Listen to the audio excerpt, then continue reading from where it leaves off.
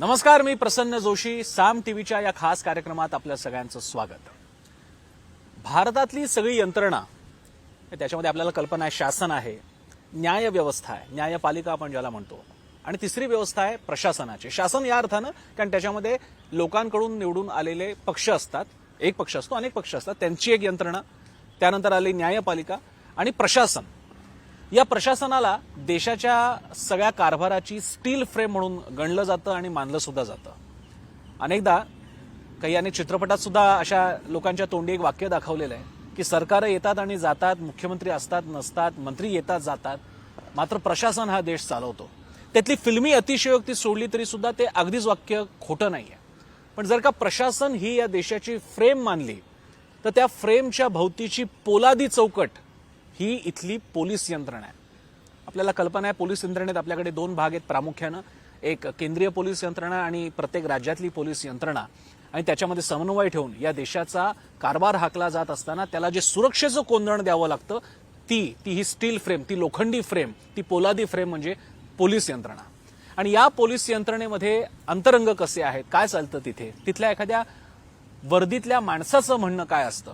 आपल्याला अनेकदा बोटं दाखवण्याची सवय असते आणि आपण दाखवतो सुद्धा पोलिसांकडून होणाऱ्या चुका, त्यांचे काही कथित भ्रष्टाचार, अनेकदा गोष्टी समोर येतात, त्यावरती चित्रपटातून सुद्धा दाखवलं जातं, एकदम हिरो बनवलं जातं, एकदम विलन बनवलं जातं. पण त्या सगळ्या पलीकडे या स्टील फ्रेम मधला हा रक्षण करता पोलीस कर्मचारी, अधिकारी, मग तो क्लास 1 अधिकारी असेल का अगदी हवालदार सुद्धा असेल, यांच्या मनात काय दडलेलं आहे, या सगळ्याचं एक प्रातिनिधिक अकाउंट, एक प्रातिनिधिक नोंद घेऊन आलेलं आहे एक पुस्तक, ज्याचं नावच आहे त्या पुस्तकाचं वर्दीतल्या माणसाच्या नोंदी. आणि हे पुस्तक लिहिलेलं आहे विविध पातळ्यांवरती, विविध वरिष्ठ पदांवरती काम केलेले वरिष्ठ पोलीस अधिकारी सदानंद दाते यांनी. आज साम टीव्हीच्या या खास कार्यक्रमात स्वतः सदानंद दाते. दाते सर, मी तुमचं स्वागत करतो साम टीव्ही. नमस्कार प्रसन्न, थँक्स टू हॅव मी. मला पहिल्यांदा मला तुमचे आभार मानायचे. त्याचं कारण मगाशी आपण बोलत, म्हणजे जे आपलं अनौपचारिक बोलणं सुरू होतं, भारतामध्ये जेवढं पाश्चात्यांमध्ये राजकारणी, प्रशासनातले अधिकारी पुस्तकं लिहितात आणि आपले अकाउंट मांडतात, आपलं म्हणणं मांडतात, आपला एका आयुष्याचा धांडोळा घेतात, तुलनेनं भारतात तशी पुस्तकं कमी आहेत. आणि जी आहेत ती एकतर नॉर्थवाली मंडळी लिहितात, नाहीतर साऊथवाली लिहितात. प्रशासनातली त्यातल्या त्यात मराठी पुस्तकं आहेत ती प्रामुख्यानं IAS अधिकाऱ्यांनी लिहिलेली आहेत. अशा वेळी आजच्या ज्याला आपण म्हणून एकदा ऑपॉर्च्यून टाइम, एक अतिशय चांगलं पुस्तक या निमित्तानं आपल्यासारखे वरिष्ठ अधिकाऱ्यांनी घेऊन आलेले आहेत. त्यामुळे बाकीचा आपल्या संवाद होणारच आहे. पण त्या पुस्तकाबद्दल कल्पना कशी सुचली? जनरली असं मानलं जातं की आमचं काम सगळं शिस्त आणि हा सगळा कारभार हाकण्याचं आहे, लेखन वगैरे आमच्याकडे काही बघू नका, आमच्यावर सोपवू नका. तुमच्यामध्ये कसं काय बीज रुजलं गेलं? प्रसन्न, नक्कीच पुस्तक लिहायचं अशी सुरुवात झाली नाही. 2014 खूप वर्षांनी आनंद अवधानी आम्ही कॉलेजमध्ये कंटेम्पररी होतो, वादविवाद स्पर्धात एकत्र भाग घेतला, मग तो पत्रकारिता क्षेत्रात गेला, मी पोलीस सेवेत आलो. आम्ही खूप वर्षांनी भेटलो आणि आम्ही एकमेकांचे अनुभव शेअर केले. तेव्हा आनंद मला म्हटला, तू हे लिहित का नाहीस? त्याचं माझ्याकडे काही उत्तर नव्हतं. मग त्याच्याशी बोलून आम्ही त्याच्या दिवाळी अंकाकरता एक लेख लिहिला आणि त्याला ज्या प्रतिक्रिया आल्या, म्हणजे माझ्या सेवेतल्या वरिष्ठ अधिकाऱ्यांकडून, सर्वसामान्य वाचकांकडून, माझ्याबरोबर काम करणाऱ्या माझ्या सहकाऱ्यांकडून, त्यातून मला असं वाटलं की अशा प्रकारचं लिखाण किंवा आपल्याला जे वाटतंय ते आपण लिहायला पाहिजे. त्याच्यानंतर अशी घटना घडली की 2015 मी सेंट्रल डेप्युटेशनवरती गेलो आणि CRPFच्या छत्तीसगडच्या CRPFच्या ऑपरेशन्सचा मी इन्चार्ज होतो. 35,000 लोकांचं डिप्लॉयमेंट छत्तीसगडमध्ये मी असताना होतं. आणि मी गेल्यापासून, म्हणजे त्याचे आधी अनेक हल्ले झाले होते, बॉम्ब ब्लास्टमध्ये अंमलदार जखमी झालेत, शहीद झालेत. एक परिपाठ म्हणून मी प्रत्येक वेळेला त्या व्यक्तीला भेटायला जायचो किंवा त्यांच्या फॅमिलीला भेटायचो. आणि असे अनेक जवान दोन्ही पाय गेलेत, हात गेला आहे, त्यांना धीर द्यायचा किंवा त्यांना समजावून घ्यायचं, हे सगळं करत असताना माझ्या मनात हा सतत प्रश्न होता की एखादा माणूस आपल्या जीवापेक्षा आणखीन काय पणाला लावू शकतो? जी संस्था, ज्या व्यक्ती आपलं जीवन देशाच्या सुरक्षिततेकरता देतात, त्या संस्थेची आणि त्या लोकांची प्रतिमा सकारात्मक का नाही? त्यांना त्यांच्या कामात जे अपेक्षित सहकार्य समाजाकडून पाहिजे ते का मिळत नाही? त्या विचारातून मी छत्तीसगडमध्ये असताना 21 ऑक्टोबर आपल्याला माहिती असेल राष्ट्रीय पोलीस दिवस म्हणून आपण साजरा करतो. त्या पार्श्वभूमीवरती मी एक लेख लिहिला की कायद्याचं राज्य स्थापन करण्यासाठी आपल्याला काय काय करायला पाहिजे. त्या लेखाला सुद्धा खूप लोकसत्तामध्ये लेख लिहिला, खूप चांगला प्रतिसाद मिळाला. मी छत्तीसगडमध्ये जवळपास 2 वर्ष होतो आणि कुटुंबापासून दूर होतो, त्यामुळे 10-12 तास काम केल्यानंतरसुद्धा पुष्कळ वेळ माझ्या हाताशी होता. आणि मग मी त्याच्या पूर्वीच्या माझ्या 25 वर्षाच्या अनुभवांवरती लिहिलं आणि ते अशा स्वरूपाचं होतं की माझे अनुभव काय, लोकप्रशासनाविषयी मी UPSC दिली, ह्या अनुभवांच्या मागची प्रशासकीय जे सिद्धांत आहेत ते काय, प्रत्यक्ष ग्राउंड रिॲलिटी काय, आणि हे चेंज करायचं असेल तर कसं आणि कुठे चेंज करायला पाहिजे. बनत बनत it came out to be a book. आणि मला असं वाटतं की यंत्रणेत राहून, यंत्रणेचे सगळे नियम पाळून लोकशाहीमध्ये कुठलीही व्यवस्था जोपर्यंत लोकांचा पाठिंबा मिळत नाही तोपर्यंत यशस्वी होऊ शकत नाही. आणि लोकांना जोपर्यंत आमचे प्रश्न समजत नाहीत तोपर्यंत आम्हाला त्यांच्याकडनं पाठिंब्याची अपेक्षासुद्धा करता येणार नाही. म्हणून हा एक प्रयत्न केला. आता किती चांगला वाईट. रिबेरोंनी सुद्धा प्रस्तावनेमध्ये खूप कौतुक केलेलं आहे आपल्या पुस्तकाचं. आणि मला आणखी एक ह्याच्यातला मुद्दा होता की तुम्ही पुस्तकाचं नाव सुद्धा खूप समर्पक ठेवलेलं आहे. वर्दीतल्या माणसाच्या नोंदी आहेत त्याच्यामध्ये तुम्ही हे अंडरलाईन केलेलं आहे की हा वर्दीतला माणूस आहे. वर्दी नावाचा एक काहीतरी वेगळा प्राणी, सजीव प्राणी अस्तित्वात आहे आणि बाकीची सगळी सर्वसामान्य आहेत असं नाहीये. असं जाणीवपूर्वक अंडरलाईन करावं असं का वाटलं? असं तुम्हाला खरंच वाटतं की जनता आपल्याकडे हा एक क्रूर शासक आहे, हे पोलीस आपल्याला दंडुके धरून आपल्याला फक्त पळवत असतात, तर लोकांच्या मनातला हा गैरसमज काढण्यासाठी जाणीवपूर्वक ती नोंद आहे की हा वर्दीतला सुद्धा माणूस आहे? नाही, असं नाही. म्हणजे लोकांकरता म्हणून तो शब्दप्रयोग वापरलाच नाही आहे. आपण माणूस म्हणून जन्माला येतो आणि नंतर आपल्याला आपले व्यवसाय चिकटतात आणि व्यवसायातनं रिटायर झाल्यानंतर आपण पुन्हा माणूसच असतो. म्हणजे मधल्या काळात आपण माणूस नसतो एक्झॅक्टली असं नाही आहे. पण एखादा डॉक्टर कसा वागतो आणि एखादा पोलीस अधिकारी कसा वागतो आणि एखादा शिक्षक कसा वागतो हे दिसतंच आपल्याला वेगवेगळं. ते तसं का आहे? म्हणजे मी जर वर्दीतला माणूस नसतो तर कदाचित थोडा वेगळा झालो असतो, नक्कीच वेगळा झालो असतो. कदाचित माझ्या घरात मुलांवरती मी जोरात ओरडलो नसतो, पण जातीय दंगल उसळल्यानंतर मी लाठीचार्ज केलेला आहे, फायरिंग केलेलं आहे, दहशतवाद्यांशी सामना करताना शस्त्रांचा वापर केलेला आहे. हे केवळ त्या वर्दीच्या अनुषंगाने झालेलं काम आहे.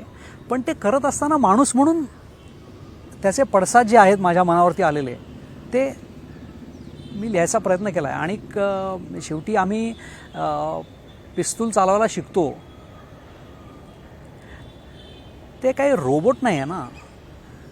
ते केव्हा शस्त्र उचलायचं, कशासाठी उचलायचं, किती बळाचा वापर करायचा, हा मला असं वाटतं आमच्या पेशाचा खूप महत्त्वाचा गाभा आहे.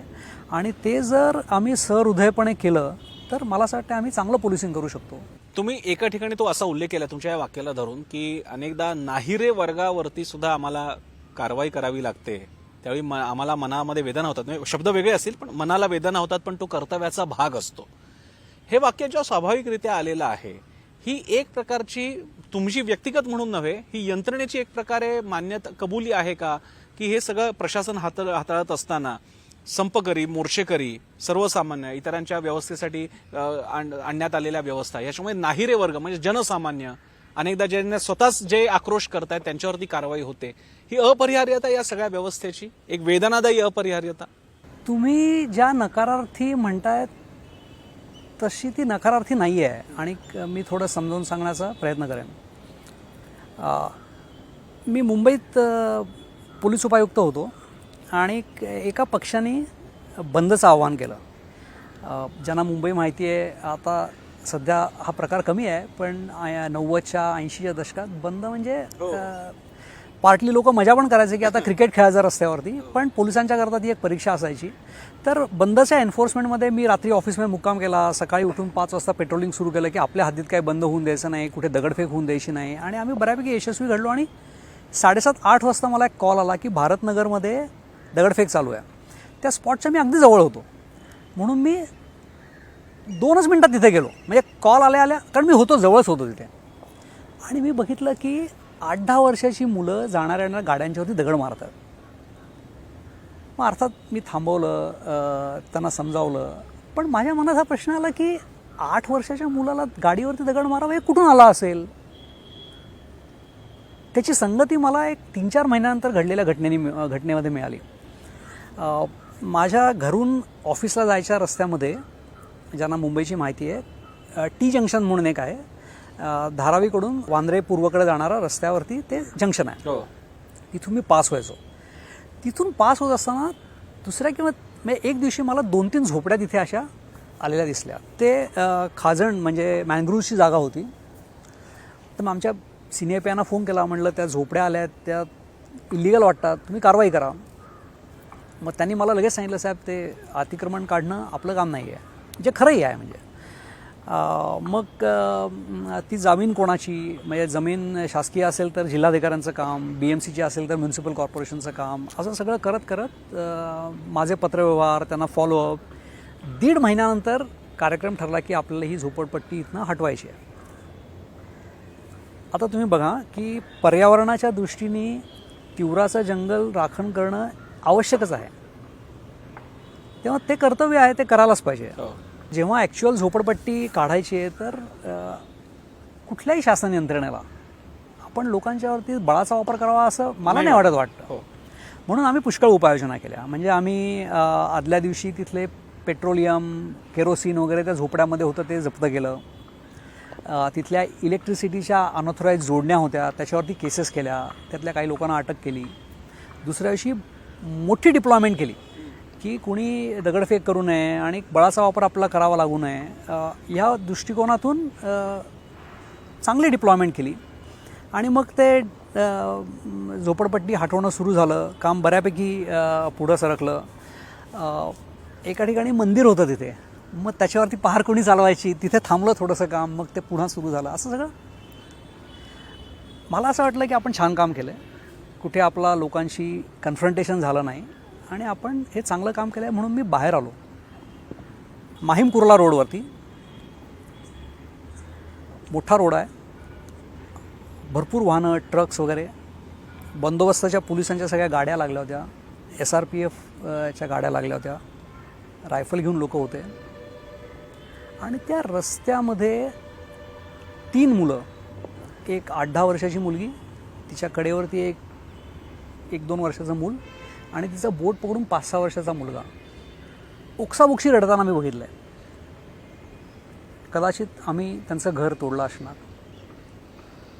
मला असं वाटलं की म्हणजे माणूस म्हणून तुम्ही रिॲक्ट व्हालच. आता एका बाजूला कायदा आहे, अतिक्रमण होता कामा नये, आणि दुसऱ्या बाजूला अतिक्रमण काढण्याशी निगडीत सामाजिक, आर्थिक, इतर अनेक प्रश्न आहेत. ह्या प्रश्नांना फेस कसं करायचं? आपण आपलं काम करायचं आहे, त्याच वेळेला आपल्यातला माणूस जिवंत कसा ठेवायचा? म्हणजे तुम्ही विचारला प्रश्न, वर्दीतल्या माणसाच्या नोंदी, हे नाव का आलं? मला असं वाटतं त्या प्रसंगातून हे नाव आलं आहे. एकीकडे वर्दीतला माणूस इतरांना रिॲक्ट करतोय, पण म्हणून वर्दी कडच्यांकडे सुद्धा आलबेले अशातला सुद्धा भाग नाही. म्हणजे ह्याची तुम्हाला पहिलीच चुणूक तुम्हाला जॉईन झाल्याबरोबरच लागली. रत्नागिरीला तुम्ही गेला होता, तो प्रसंग तुम्ही दिलेला आहे. म्हणजे वर्दीतली माणसं इतरांशी कसे वागतात याबद्दलचं तुम्ही अतिशय सुंदर विवेचन केलं. पण म्हणून वर्दीतल्या माणसांचं सगळं सुखनैव चाललंय, सगळं आरामाच असतो आणि सगळे एकमेकांशी अगदी खेळून मिसळून असतात असं नाहीये. ज्याच्या प्रसंग तुम्ही सांगितला की वरिष्ठांकडनं तुम्हाला कशी वागणूक मिळाली जेव्हा तुम्ही ज्युनियर होता. तो किस्सा अगदी थोडक्यात, कारण यासाठी भविष्यात तुम्हाला हे असे प्रसंग बघायला मिळाले असतील. काही ठिकाणी तुम्ही तुमच्या वर्तणुकीतून दाखवून दिलं असेल की एक कोणीतरी परंपरा अशी ठेवली असेल पण मी वेगळी केली. तर वर्दीतलं विश्व कसं असतं? बघा, माणसं सगळीकडे सारखीच असतात असं माझं मत आहे. आणि माणसांच्या मधले गुणदोष, राग, लोभ हे सगळं तसंच असतं. आणि विनोबाने असं म्हणलं आहे की असा कोणी माणूस नाही आहे की जो पतित झाला आता त्याला उत्थानाकडे परत फिरण्याची संधी नाही. ईशावास्य उपनिषदाच्या कॉमेंट्रीमध्ये त्यांनी असं म्हणलं आहे की जो अंधाराकडे चालला आहे त्यांनी फक्त अंधाराकडे पाठ फिरवली तर त्याचा प्रकाशाकडे रस्ता सुरू होतो. हे वर्दी करता खरं आहे. वर्दीचा वापर करून आम्ही ज्या गुन्हेगारांशी सामना करतो त्यांच्याकरता सुद्धा खरं आहे, सगळ्यांच्याच करता खरं आहे. म्हणून माणसांच्यावरती शिक्के मारणं हे बरोबर नाही. आणि संघर्ष म्हणजे आपण एखादा माणूस नवीन यंत्रणेमध्ये जातो तेव्हा त्याला ओळख करून दिली जाते यंत्रणेची की हे नियम आहेत. आणि काही प्रथा असतात, बऱ्याच वेळा प्रथा असतात त्या नियमांना छेद देणाऱ्या असतात. अशा वेळेला तुम्ही जर म्हटलात नाही मी नियमानेच काम करेन तर संघर्ष होतो. पण तुम्ही जर टिकून राहिलात तर तुम्ही रेलेव्हंट राहू शकता आणि तुम्ही काम करू शकता असा माझा अनुभव आहे. नक्षलवाद्यांशी तुमचा लढा झालेला आहे, 26/11च्या वेळचा आहे. बाकीच्या ठिकाणी सुद्धा काही ठिकाणी थेट गोळीबार नसेल किंवा दहशतवादी नसतील, पण प्रसंग चकमकीचा होऊ शकला असता, प्रसंग डेंजर होऊ शकला असता. काही ठिकाणी तुम्ही एका ठिकाणी एका वस्तीला अनधिकृत वस्तीवरच्या कारवाईचा प्रसंग आहे जो बाका प्रसंग होता. म्हणजे तो वाचताना सुद्धा लक्षात येतं की थोडंसं वळण इकडचं तिकडे लागलं असलं तर त्या दुखावलेल्या मॉबने पोलिसांवर हल्ले केले असते. याबद्दल हे प्रसंग तुम्ही कसे हाताळले? हातात बंदूक घेऊन एखाद्यावरती शस्त्र चालवणं, तो पहिला अनुभव की आपण ही बंदूक आता ट्रेनिंगच्या आपल्या त्या ट्रॅकवरची गोळी नाही आहे, ही बंदूक पण नाही, गोळी पण नाही, तो क्षण पण नाही, इथे आपली गोळी थेट उत्तरदायी आहे. तो प्रसंग कसा होता, तो अनुभव कसा होता? तुम्ही खूप प्रसंगांचा उल्लेख केला त्यामुळे त्यातला कुठल्या प्रसंगावरती बोलू. पण एक जनरल आपली जी थीम होती की जीवन मरणाचा प्रसंग आणि त्याला फेस कसं करायचं. तर प्रत्येक सिच्युएशन वेगळी असते आणि तुम्हाला ती सिच्युएशन वेगवेगळ्या पद्धतीनेच हँडल करावी लागते. आणि पोलिसांच्यावरती बऱ्याच वेळेला जो गैरसमज होतो पोलिसांच्याबद्दलचा त्याचं एक कारण हे पण असतं. मी प्रसंगाकडे येईन पण एक साधी घटना घ्या, रस्ता रोकोची घटना आहे. रस्ता रोकोच्या घटनेला पोलीस 10 मिनटं रस्ता रोको करून देणे किंवा रस्ता रोको केलेल्या लोकांच्या विरुद्ध जुजबी कारवाई करणे किंवा IPCची केस दाखल करणे किंवा रस्ता रोको करणाऱ्या लोकांना जबरदस्तीने उठवून त्यांच्यावरती बळाचा वापर करणे, ह्यापैकी बऱ्याच गोष्टी करू शकतात. आणि ते वेगवेगळ्या करतात म्हणून लोकांना असं वाटतं की नाही पोलीस. पण जर रस्ता रोको शाळेतल्या मुलांनी केला असेल किंवा एखाद्या आक्रमक अशा संघटनेने केला असेल तर मला असं वाटतं ते वेगळंच ट्रीट करायला पाहिजे. आणि मूळ उद्देश पोलिसांचा काय आहे? मूळ उद्देश आहे रस्ता रोको झाला आहे, त्यामुळे जाणाऱ्या लोकांची अडचण झाली आहे, म्हणजे सुव्यवस्था आहे ती भंग पावली आहे, ती व्यवस्था पुन्हा बहाल करणं हे काम आहे. आणि यशस्वी पोलिसांचं लक्षण मला जर तुम्ही काय विचाराल तर हे आहे की तुम्ही सुव्यवस्था बहाल करताना समाजाची घडी किती कमीत कमी विस्कटवता ह्याच्यावरती तुमचं कौशल्य आहे. म्हणजे तुम्ही जर एखाद्या लोकांशी बोलून प्रश्न सोडवू शकत असाल तर लाठीचार्जची काय गरज आहे, आणि लाठीचार्जने सुटत असेल तर फायरिंगची काय गरज आहे. म्हणून बळाचा किमान वापर हे मला असं वाटतं ultimately we are civil police force. मी ग्रामीण भागात सुद्धा काम केलेलं आहे, खास करून आता रिसेंटली ज्या घटना घडल्या विशेषतः नक्षल्यांशी संबंधित त्याच्यात सुद्धा उल्लेख आलेले आहेत. तुमच्यासमोर 2 उल्लेख आहेत, कारण ते वर्णन तुम्हीच कराल. एक आत्मसमर्पणाचा पण आहे आणि त्याचवेळी ते कसं उलटू शकलं असतं, त्याची कशी तयारी केली होती की काही वेगळं झालं तर तुम्हालाच अडकवायचं त्यामध्ये. तर हे प्रसंग तुम्हाला कसे दिसले? हे जे तिकडचं श्रूडपणा असतो काही लोकांमधला, एकीकडे तुम्ही ओपन आर्म्सनी तुम्ही म्हणत होता की आपण ही चळवळ प्रेमाने सुद्धा, जसा तुम्ही प्रयोग इथे केला तिथे तुम्ही आत्मसमर्पणाचा प्रयोग केला जो तिथे तेवढा मान्यता प्राप्त नव्हता तुमच्या वेळी, जो तुम्ही एका व्यक्तीच्या निमित्तानं केला. हे कसं करू शकला? हे करत असताना आतून काही फोर्स झाला काय, कशाला करताय? आणि मग एकूणच प्रत्यक्ष नक्षल्यांशी बोलताना त्यांचा फीडबॅक कसा कळला? त्यांची जी एक नेहमी बाजू असते की आम्ही नाहिरे वर्गाचे प्रतिनिधी आहोत, उलट आम्ही शोषित आहोत जे आम्ही बंड करू पाहतोय, त्यांच्याशी बोलतानाचा संवाद कसा होता? माझ्या सगळ्या सेवेच्या कालखंडातला एक मी असं म्हणतो की अगदी समाधानाचा जो पिरियड होता ना, तो मी भंडाराला SP होतो आणि त्याच्यापूर्वी ASP होतो. साधारण 3 वर्ष मी भंडारात काम केलं, तो होता. नक्षलवाद काय आहे आपण जर बघितलं ना तर बाकी नक्षलवादाच्या विरुद्ध मला असं वाटतं भारतीय राज्यघटनेमध्ये त्याला आक्षेप घ्यावा असं जर काय असेल तर एकच गोष्ट आहे, जो समाजात बदल घडवायचा तो कसा घडवायचा.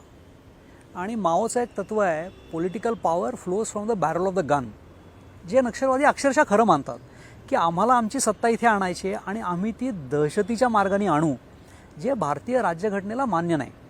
भारतीय राज्यघटना असं सांगते की इथे बदल घडवायचा तर तुम्ही शांततेच्या मार्गाने मतांद्वारे लोकांचं मन वळवून कुणी सत्तेवरती येऊ, अनेक स्थित्यंतरं झालेली आहेत भारतामध्ये. तेव्हा नक्षलवादाला विरोधाचं एकमेव कारण हे आहे की हिंसेचा वापर हा त्याज्य आहे. सुसंस्कृत समाजामध्ये, लोकशाहीमध्ये त्याला काही थारा नाही. मी भंडाराला SP असताना आम्हाला एक खूप चांगली माहिती मिळाली. राजनांदगाव बालाघाटमध्ये नक्षलवाद्यांचं एक शिबिर चालू आहे. आम्ही त्या पोलिसांच्या बरोबर एक जॉईंट ऑपरेशनमध्ये 4 माओवादी मरण पावले चकमकीमध्ये त्या, आणि 2 माओवादी आम्हाला म्हणजे नक्सलाईट म्हणायचे तेव्हा जिवंत सापडले. आम्ही त्यांना जिवंत ठेवलं आणि त्यांचं इंट्रॉगेशन केलं आणि मग आम्ही त्यांना जिवंत ठेवलं आहे. म्हणजे अगदी क्रूड अशी पोस्टर केली, 4 डेड बॉडीज आणि 2 जिवंत माणसांचे फोटो, आणि लोकांना आव्हान की तुम्ही जर परत येऊ इच्छिता तर तुम्हाला मार्ग खुले आहेत. तुम्ही म्हटलात की तेव्हा सरेंडर पॉलिसी नव्हती, पण कायद्यामध्ये असं आहेच ना की आरोपी जर आला माझ्याकडे तर तुम्ही त्याला अटक करू शकता. सो आम्ही फक्त मी एकच अट ठेवली होती की आमच्याकडे लिस्ट होत्या, कोण दलममध्ये आहे, कोणाकडे कुठलं शस्त्र आहे. म्हणजे जेव्हा आम्ही नक्सलाइट्सना पकडतो तेव्हा इंट्रॉगेशनमध्ये सगळी माहिती मिळते. तेव्हा मी लोकांना सांगितलं अट एकच आहे, तुमचं जे मुवमेंटचं वेपन आहे ते वेपन घेऊन तुम्ही परत आलं पाहिजे. त्यातनं आमचे अनेक उद्देश साध्य होत होते. एक, जो नक्षलवादी प्रचार आहे माफियासारखा, की माफियात माणूस नवीन येतो तेव्हा ते काय करतात, सगळ्या लोकांसमोर एखादा गंभीर गुन्हा करायला लावतात. तो केल्यानंतर माणसाला लक्षात येतं माझ्याविरुद्ध 10 साक्षीदार आहेत, मी परत गेलो तर ते साक्षीदार आणि पोलीस मला आतमध्ये टाकतील, म्हणजे माझे परतीचे मार्ग बंद झाले. तसंच नक्षलवादी करतात. पण आम्ही त्याला सांगितलं की ठीक आहे, तू परत आला असता आम्ही तुझ्यावरती केस चालू, पण तुला मारणार नाही. तेव्हा त्यांचा एक माणूस कमी झाला, आम्हाला त्यांचं एक शस्त्र मिळालं. स्थानिक माणूस परत आल्यानंतर त्यांना स्थानिकांकडनं मिळणारा प्रतिसाद कमी झाला. असे आमचे अनेक उद्देश होते. तर आम्ही एक कॅम्पेनमध्ये आम्ही पूर्ण मॅप आउट केलं. भंडारा जिल्ह्यातले कुठले कुठले लोकल आदिवासी दलममध्ये आहेत, त्यांचे tribal society is a well neat society. मग त्यांचे काका कोण, मामा कोण, आत्या कोण, चुलता कोण, ते सगळे लोक, आणि आम्ही त्या सगळ्यांपर्यंत गेलो सांगू की हा तुमचा माणूस तिथं आहे, त्याला परत आणा आणि आम्ही त्याच्या सुरक्षेची हमी देतो. प्रसन्न त्याच्या पुढच्या एका वर्षामध्ये भंडारातले सर्व जे आदिवासी नक्षल दलम होते ते माझ्यासमोर म्हणजे पोलिसांसमोर सरेंडर झाले. ह्यात एक तो प्रसंग घडला जो तुम्ही उल्लेख केला. शिवाजी तुमरेड्डी म्हणून एक खुंखार नक्षलवादी होता. त्यांनी 1995 वर्ष बरोबर आहे, 1994 किंवा 95मध्ये मंगेझरीमध्ये ब्लास्ट केला होता. 16 लोक मरण पावले होते. तर मी ऑफिसमध्ये बसलेलो असताना मला फोन आला की शिवाजी तुमरेड्डी सरेंडर होऊ इच्छितो, तुम्ही त्याचं सरेंडर घेणार का? तर मी त्याला लगेच म्हणलं त्याच्याकडे AK-47 आहे, त्यांनी तो घेऊन आला तर आम्ही सरेंडर घेऊ त्याचा. ते म्हणले त्याची बायको सुनीता आहे, ती पण सरेंडर होऊ इच्छिते. Actually Sunita was pregnant that time. म्हटलं तिच्याकडे 303 आहे, त्या दोघांनी जर वेपन आणले तर आम्हीच नक्कीच सरेंडर घेऊ. पुढच्या 10व्या मिनिटाला शिवाजी तुमरेड्डी आणि त्याची बायको माझ्या ऑफिसमध्ये आले. म्हणजे असं कधी कधी आपल्या डोळ्यावरती विश्वास बसत नाही ना, आणि आमच्याकडे जे फाईलवरचे फोटो जुने असतात तर म्हणजे मलाही विश्वास बसला की हा शिवाजी तुमरेड्डीच आहे. वेळ लागला, पण त्यांनी आम्हाला डम्प्स दाखवले, त्याचं AK-47 मिळाली, 303 मिळाली, सगळं. जेव्हा शिवाजी तुमरेड्डीला आम्ही अटक केला आणि त्याचं रिकव्हरी सुरू केली आणि माझ्या वरिष्ठांना सांगितलं तेव्हा ते खूप चिडले माझ्यावरती. मला म्हणले वो तो एन्काउंटर में मारने लायक है. म्हणलं सर नाही, आम्ही शब्द दिला आहे आणि चुकीचं एन्काउंटर तर होणारच नाही. म्हणलं खूप नाराज झाले माझ्यावरती. पण अर्थात काम करायचं स्वातंत्र्य त्यांनी दिलं होतं आणि we did what was ethically correct, legally correct. मी विसरून गेलो. 1 महिन्यानंतर मला समजलं, ते मला धक्का बसला. म्हणजे तेव्हा माझे 7-8 वर्ष नोकरी झाली होती, तुलनेने नवीनच होतो मी. धक्का असं झालं होतं की तिथला जिल्हा एका मोठ्या वर्तमानपत्राच्या जिल्हा करस्पॉन्डंटच्याकडे शिवाजी तुमरेड्डी गेला होता. त्यांनी त्याचा व्हिडिओ इंटरव्ह्यू रेकॉर्ड केला होता आणि तो रेकॉर्ड केल्यानंतर शिवाजी तुमरेड्डीला माझ्याकडे पाठवलं होतं. त्या डिस्ट्रिक्ट करस्पॉन्डंटला असं वाटत होतं की पोलीस याला एन्काउंटरमध्ये मारतील. त्याला एन्काउंटरमध्ये मारल्यानंतर मी हा व्हिडिओ बाहेर आणीन आणि obviously police would be on mats. कधी कधी आपण सरळ जात असतो ना, ती आपली ताकद असते. ते आपल्याला नंतर कळतं की अरे आपण हे केलं त्याच्यामुळे वाचलो आपण. आजच्या या काळामध्ये जिथे एन्काउंटर स्पेशालिस्ट अशी कुठलीही पोस्ट अधिकृतरित्या पोलिसांमध्ये नसताना ते असं म्हटलं जातं एन्काउंटर स्पेशालिस्ट. एन्काउंटर करणाऱ्यांना एक हिरो मानलं जातं. आज स्थिती तर अशी आहे की राजकारणी आणि अनेक अधिकारी सुद्धा अगदी एन्काउंटरमध्ये संपून टाका विषय. तुम्हाला तुमच्या त्या अधिकाऱ्याने खाजगीच सांगितलं असेल, पण जाहीरपणे आता उच्चार होत आहेत. काही ठिकाणी तर असे प्रसंग सुद्धा घडले की ते आरोपी पकडले गेले होते. त्यानंतर प्रकरण इतकं हास्यास्पद होतं, गाडी जागच्या जागी कशी काय पलटी झाली आणि गोळी कशी काय लागली, किती अंतरावरती वगैरे. आणि त्या एन्काउंटरवरती न्यायालयाने सुद्धा प्रश्न उपस्थित केले. तर एन्काउंटरचं ग्लोरिफिकेशन आणि त्या माध्यमातून त्या ऑफिसरचं होणारं ग्लोरिफिकेशन असं काही प्रमाणात दिसतंय, सगळेच्या सगळे नाहीत, अपवादात्मक पातळीला. या घटनांकडे आपण कसं पाहता? तसं असं आहे, ज्या गोष्टी न्यायालयामध्ये आहेत त्यांच्याबद्दल तुम्हाला माहिती आहे मी बोलणार नाही.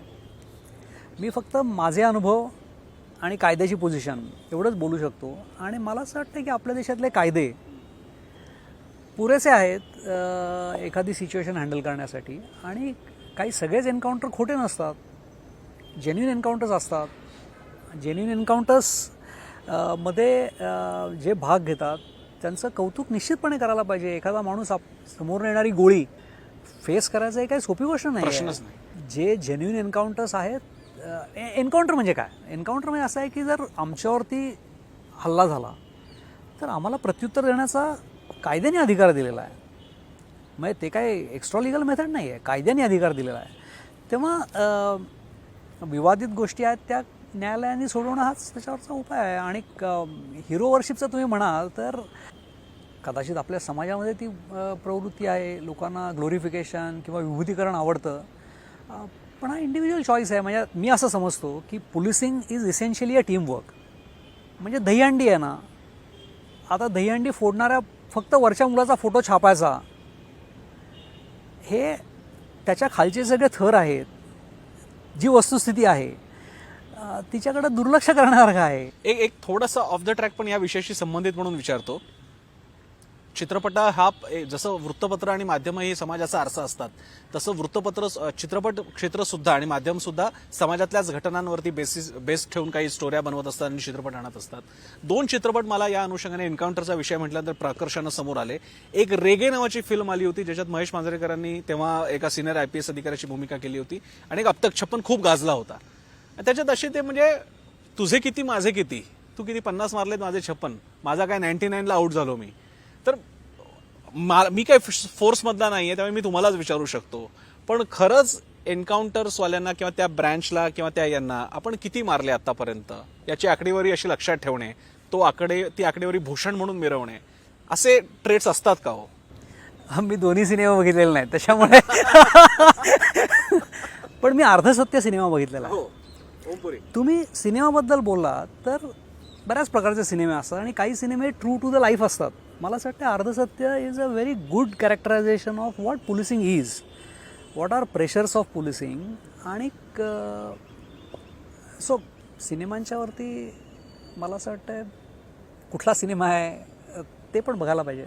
मुंबईसाठी, भारतासाठी, म्हणजे भारताने दहशतवादी हल्ले बघितले, मुंबईने सुद्धा बघितले, पण 26/11 हे आणखी काहीतरी वेगळं होतं. एका ठिकाणी बॉम्बस्फोट करून ते थांबलं नाही, वेगवेगळ्या ठिकाणी करायचे आणि असे सगळ्यांना गुंतवून टाकायचं त्यामध्ये, असं झालं. आणि आपण 3 पोलीस अधिकारी गमावले, आपले कमांडो सुद्धा गमावले.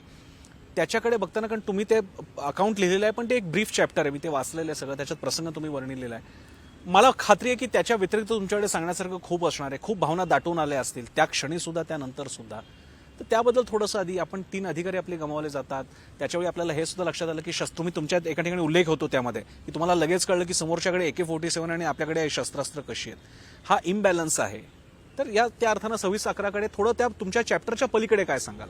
चॅप्टर तर आम्ही सगळे वाचूच, पण तरी सुद्धा सो घटनेच्या पलीकडे ना आपण, मी 26/11 तटस्थपणे बघण्याचा प्रयत्न करतो. ती एक व्यावसायिक आवश्यकता सुद्धा आहे की आपण ॲनलाईज करायला पाहिजे की आपण नेमकं काय झालं, आपण कुठे कमी पडलो आणि वेगळं काय करता येईल. तुम्ही म्हणलात तसं 26/11 वॉज अ क्वालिटेटिव्हली डिफरंट अटॅक. म्हणजे जिहादी कमांडो स्टाईल ट्रेन केलेले, मरणासाठी आणि मारण्यासाठी आलेले, AK-47 घेऊन, IEDs घेऊन, हँड ग्रेनेड्स घेऊन नागरी वस्तीमध्ये. आणि मी सांगितलं तसं पोलिसांची व्याख्या काय आहे, it is a civil police force, it is not a military organisation. तेव्हा बळाचा कमीत कमी वापर अशा प्रकारची धारणा असलेल्या संस्थेनी किंवा त्याच्या अधिकाऱ्यांनी रिव्हॉल्वर घेऊन AK-47ला सामना करायचा, हे विषम परिस्थिती होती. पण मुंबईमध्ये 17 अधिकारी जवान शहीद झाले आणि त्याहून कितीतरी लोकांनी आपला जीव पणाला लावून लोकांचे प्राण वाचवण्याचा प्रयत्न केला, हानी कमी करण्याचा प्रयत्न केला. उंबळेंसारख्या बहादूर आमच्या अंमलदारांनी लाठीनी AK-47चा सामना करून, कदाचित खूप विरळ घटना आहे की एका दहशतवाद्याला आपण जिवंत पकडलं. मग आमच्या व्यवस्थेचं एक तुम्ही यशसुद्धा मानायला पाहिजे की आपण त्याला जिवंत ठेवलं, कायद्याच्या सगळ्या प्रक्रिया पूर्ण करून, त्याचा गुन्हा सिद्ध करून, त्याला त्याच्या बचावाच्या सगळ्या संधी देऊन आपण त्याला फासावरती लटकवलं. आणि अगदी जाता जाता हा एवढा सगळा प्रवास एकट्याने, जरी तुमचा वर्दीतला प्रवास एकट्याने असला तरी या वर्दीतल्या माणसाची काळजी घेणारे कुटुंबीय सुद्धा असतात. 2 वाक्य त्यांच्याबद्दल सुद्धा. खरं सांगायचं ना तर त्यांना जेवढा वेळ द्यायला पाहिजे तेवढा मी नाही देऊ शकलो आहे. आणि वेळेबरोबर जसा द्यायला पाहिजे ना तसाही नाही देऊ शकलो आहे. म्हणजे मी जर असं कामात प्लॅनिंग असतं तसं कुटुंबाबरोबरच्या ह्याचं प्लॅनिंग नाही करता येत ना, की आता ठीक आहे आपण आता रनिंगला बरोबर जाऊया. You have to be alive. प्रयत्न करतो आहे, चालू आहेत प्रयत्न. अजूनपर्यंत ते माझ्याबरोबर आहेत म्हणजे आशेला वाव आहे. एखादं वाक्य त्यांच्यासाठी काही खास म्हणायचं आहे तुम्हाला, like opening your heart? I would not be me without them. म्हणजे माझी आई असेल, खूप प्रतिकूल परिस्थितीमध्ये तिने आम्हाला एक सांगितलं की शिकायचं आहे आणि शिक्षणाकरता काही कमी पडणार नाही. माझा मोठा भाऊ असेल, ज्याच्यामुळे मी माझं शिक्षण काही नोकऱ्या होत्या त्या सोडून देऊन पूर्ण करू शकलो. आणि माझी पत्नी आहे. म्हणजे या 3 लोकांचा उल्लेख मी माझ्या पुस्तकातही केला आहे आणि मी सांगितलं की मला त्यांच्या ऋणातच, कारण ते फिटण्यासारखं नाही आहे. थँक्स म्हणण्यासारखं. पण म्हणजे 26/11 जेव्हा सुद्धा चालू होतं ना, तेव्हा माझ्या मनात म्हणजे 50-55 मिनटं फायरिंग चालू होतं. तेव्हा ज्याला मरणाचा विचार म्हणता येईल असा फक्त एकदाच आला. म्हणजे मला आपण करतो हे बरोबर आहे का अशी शंका आली नाही कधीच, भीती पण वाटली नाही, विच इज ग्रेट. म्हणजे मी ते लकीच आहे असं समजतो. म्हणजे त्यात करता काय वेगळं मी काहीच केलं नव्हतं. पण जेव्हा माझ्या मनात मुलांचा विचार आला की आपल्यानंतर मुलांचं काय होईल, तेव्हा मला हा कॉन्फिडन्स होता की Manisha will look after children. आता माझं काम आहे इथे यांना खिंडीत पकडलं, इथनं जाऊन द्यायचं नाही. हे मी केवळ माझ्या कुटुंबियांच्या मुळे करू शकलो. म्हणून मी सुरुवातीलाच म्हटलं की it is what I am मी बिकॉज ऑफ दॅम.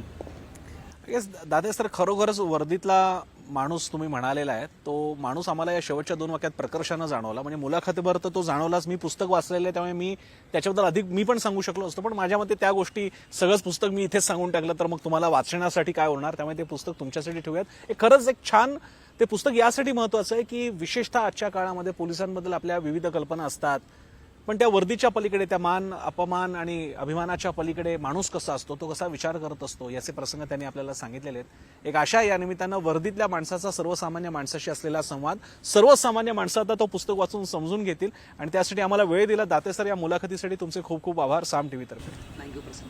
तर अशा प्रकारे या मुलाखतीच्या खास सत्रानंतर आपण इथेच थांबूयात. पाहत रहा साम टीव्ही.